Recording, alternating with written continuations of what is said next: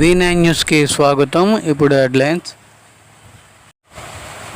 విశాఖ సీతంధారలో 108 అడుగుల ఆంజనేయస్వామి విగ్రహం దేవాలయంలో ఈరోజు శ్రీ సీతారాముల వారి కళ్యాణ మహోత్సవం ఘనంగా జరిగాయి.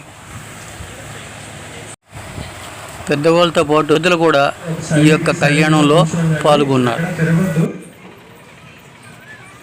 పెద్దలు కూడా దయచేసి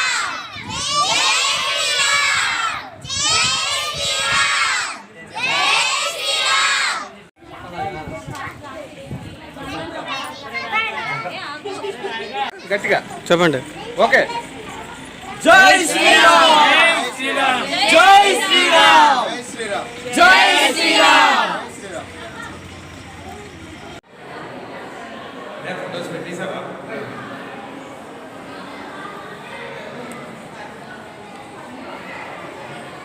గట్టిగా చెప్పండి. ఓకే. జై శ్రీరామ్, జై శ్రీరామ్, జై శ్రీరామ్.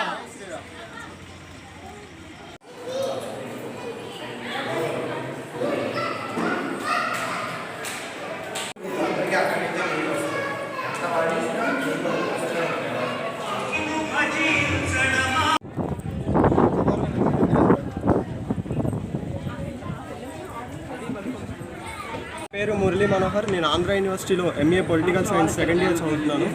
ముందుగా అందరికీ శ్రీరామనవమి శుభాకాంక్షలు. ఈరోజు నాకు చాలా సంతోషంగా ఉంది, ఎందుకంటే శ్రీరామనవమి సందర్భంగా మొట్టమొదటిసారి మన సీతమ్మధారలో ఉన్నటువంటి 108 అడుగుల అభయాంజనేయ స్వామి వారి ఆలయంలో మొట్టమొదటిసారి యువతీ యువకులచే ఒక కమిటీ ఏర్పడి ఈరోజు సీతారాముల వారి కళ్యాణం జరిపించడానికి నిర్ణయించుకున్నాము. ఆ విధంగానే గత వారం రోజులుగా పనులు జరిగాయి. ఈరోజు ఆఖరిగా ఈరోజు ఇక్కడ శ్రీరాముల వారి కళ్యాణం జరుగుతుంది.